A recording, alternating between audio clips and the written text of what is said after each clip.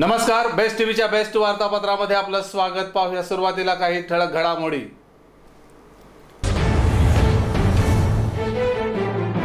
जिल्ह्यातील अवैध वाळू वाहतुकीवर जिल्हा प्रशासनाची करडी नजर, वाहनांची होणार कडक तपासणी.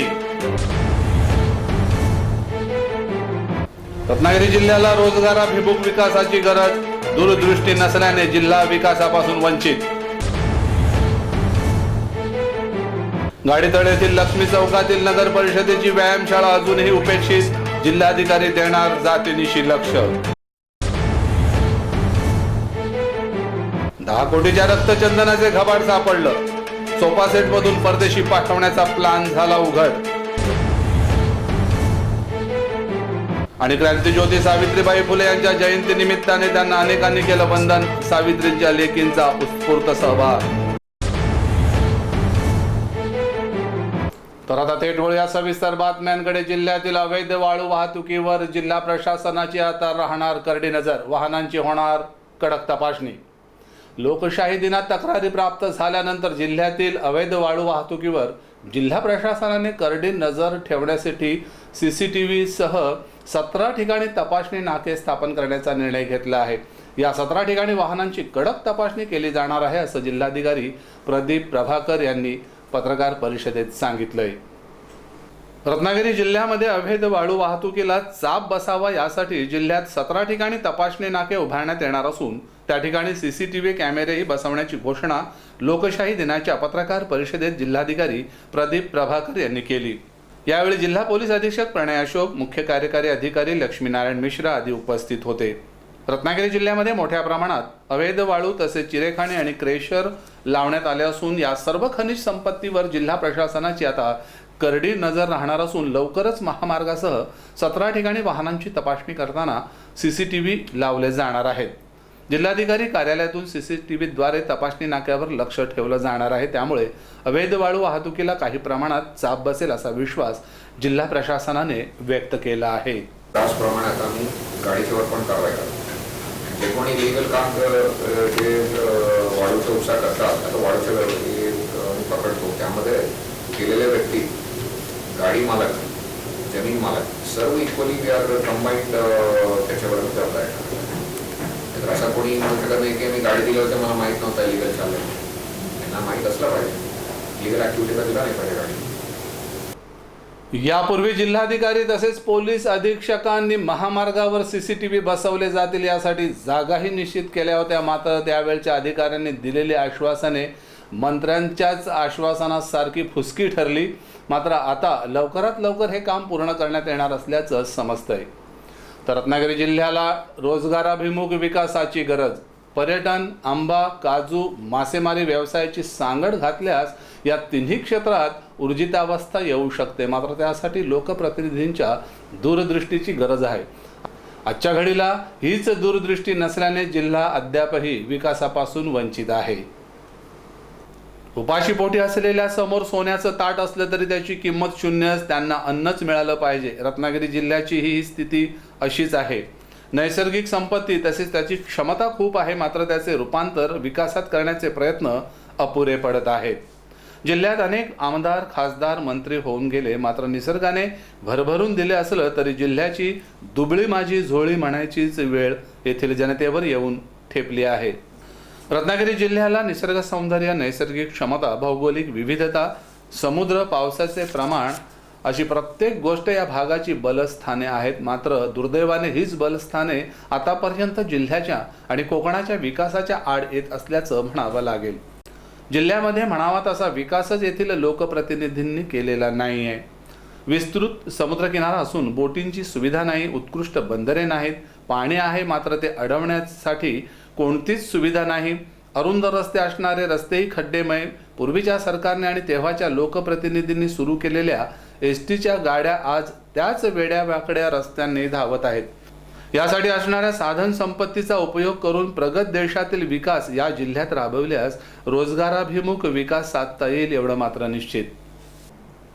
मात्र येथील लोकप्रतिनिधींनी देश परदेशाचे नुसतेच दौरे न करता इथल्या समस्यांवर अगोदर लक्ष देणे गरजेचं आहे. येथील जर का औद्योगिक विकास धोरण राबवलं गेलं तर कोकण समृद्ध व्हायला वेळ लागणार नाही. तर यानंतरची बातमी आहे लक्ष्मी चौकातील नगर परिषदेच्या व्यायामशाळेबाबतची. रत्नागिरी शहराच्या मध्यवर्ती ठिकाणी म्हणजेच गाडीतळ लक्ष्मी चौक येथे असणारी रत्नागिरी नगर परिषदेची पुरातन अशी व्यायामशाळा मोडकळीस आली असून या व्यायामशाळेच्या नूतनीकरणावर लाखो रुपये खर्च करूनही व्यायामशाळेची स्थिती चिंताजनकच आहे. मात्र आता याकडे जिल्हाधिकारी जातीनिशी लक्ष घालणार आहेत. रत्नागिरी शहरात अनधिकृत बांधकामाचं पेव फुटलं असतानाच रत्नागिरी नगर परिषदेची स्वातंत्र्यवीर सावरकर लक्ष्मी चौकातील व्यायामशाळा अत्यंत जीर्ण झाली असून या जीर्ण झालेल्या इमारतीत दिवसाला 60 ते 70 मुले व्यायामाचे धडे घेत आहेत. दरम्यान सोमवारी झालेल्या भूकंपात या इमारतीला तडे गेले असून कोणत्याही क्षणी ती पडण्याची शक्यता आहे. तर याच इमारतीच्या मागील बाजूला भव्य अशी लाखो रुपये खर्च करून इमारत बांधली जात आहे. मात्र तिचे काम अनेक वर्ष सुरू आहे तरी हे काम अजूनपर्यंत पूर्ण झालेलं नाही. स्वतःला कार्यसम्राट म्हणवणारे अनेक नगराध्यक्ष नगरसेवक होऊन गेले, मात्र नगर परिषदेची स्वतःच्या मालकीची इमारत धूळ खात पडून आहे. यावर लोकशाही दिनात पत्रकारांनी आणि जनतेने केलेल्या तक्रारीनंतर या इमारतीकडे आणि तेथे झालेल्या बांधकामाविषयी जिल्हाधिकारी प्रदीप प्रभाकर अधिक माहिती घेणार आहेत. या जुन्या इमारतीच्या परिसरात प्रशस्त जागा असून असणारी इमारत कधीही पडेल अशी स्थिती निर्माण झाली आहे. दर्शनी भागाची पडवी पूर्णपणे वाकली असून त्याखाली फी देऊन व्यायामाचे शिक्षण अनेक विद्यार्थी घेत आहेत. याचं चित्रीकरण केले आहेत आमचे बेस्ट टीव्हीचे प्रतिनिधी प्रशांत हर्चेकर यांनी. शुभं करोति कल्याणम आरोग्यम धनसंपदा म्हणजेच आपलं शरीर सुदृढ सशक्त आणि निरोगी असायला हवं तर त्याला व्यायाम हाच उत्तम पर्याय आहे. रोजच्या दैनंदिन जीवनात माणसाच्या शरीराला विशेषतः तरुण मुलांना व्यायाम असणे गरजेचं आहे. मात्र हा व्यायाम करणार कुठे हा प्रश्न उद्भवतो.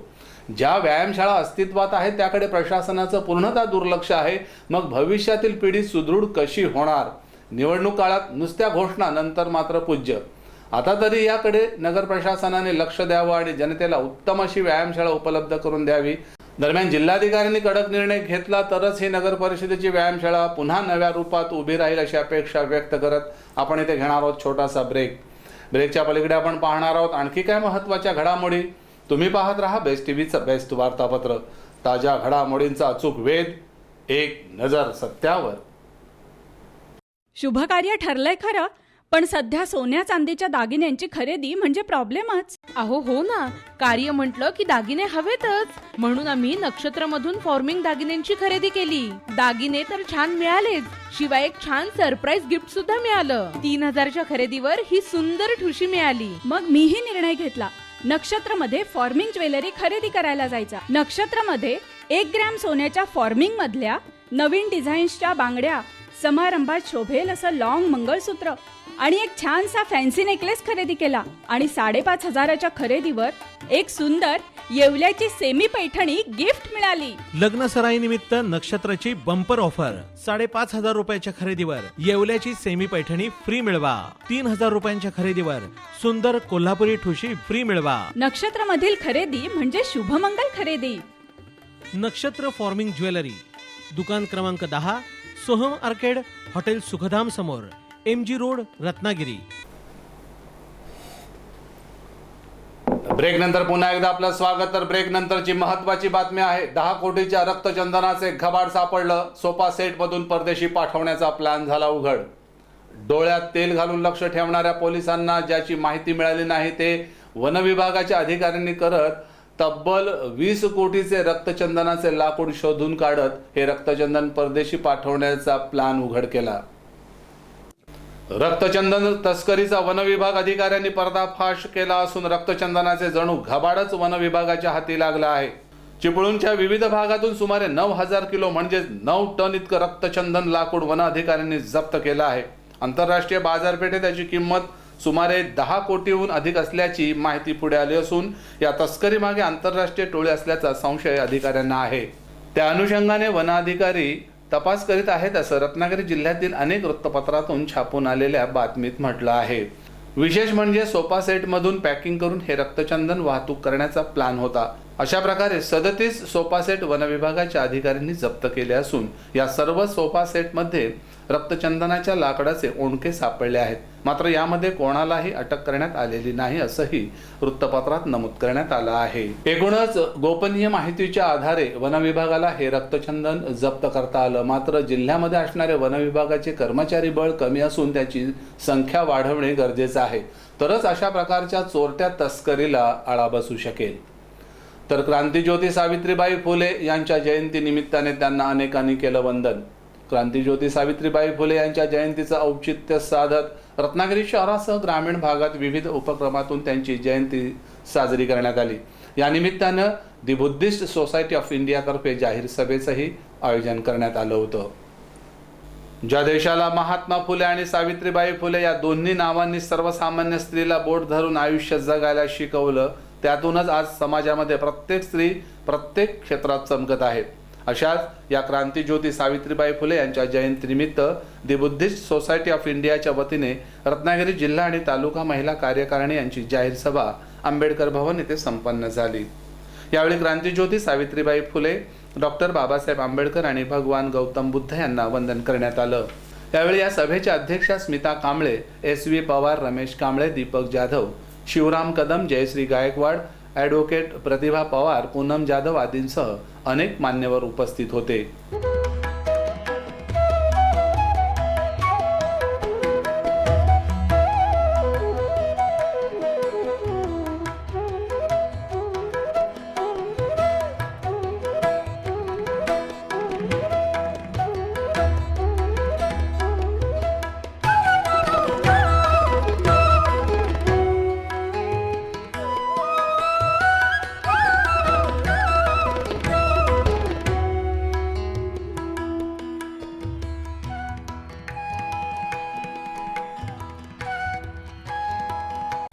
या जाहीर सभेला सावित्रीबाईच्या लेकी म्हणून सभागृहात मोठ्या संख्येने महिला उपस्थित होत्या. यावेळी अनेक मान्यवरांनी उपस्थितांना मार्गदर्शन केलं. आणि इथे जे काही महिला आहेत, ज्या काही जमलेल्या इथे महिला आहेत, त्यांना इथून काहीतरी घेऊन जाण्यासाठी आम्ही मान्यवर आहोत असं नाहीये. आम्ही जे काही सांगतो ते पण सुद्धा कुठेतरी काहीतरी लिहिलेलं आहे किंवा समाजामध्ये जे आम्ही उघडपणे स्त्री लज्जा उत्पन्न होणे, असे वर्तन करणे, स्त्रियांच्या सभ्यतेचा अपमान करणे, बळजबरी करणे असे प्रसंग हे कायम प्रवासात किंवा गर्दीच्या ठिकाणी घडतात. असा प्रसंग जर कुणाच्या आयुष्यात आला तर घाबरून न जाता सावित्रीबाई फुले यांच्या जन्मदिनाचं औचित्य साधत ग्रामीण भागात मुलींची नावं त्यांच्या घरांना देण्यात आली आहेत. त्याचप्रमाणे शहरातील विविध भागात आणि सहकारी कार्यालयात सावित्रीबाई फुले यांचा जन्मोत्सव मोठ्या उत्साहात साजरा करण्यात आला. महाराष्ट्रात स्त्री शिक्षणाचा पाया घालणाऱ्या सावित्रीबाई फुले यांचा स्मृतिदिन साजरा करताना आधुनिक युगातील विज्ञान तंत्रज्ञान आत्मसातही करणे गरजेचं आहे. तर या होत्या आजच्या सविस्तर बातम्या.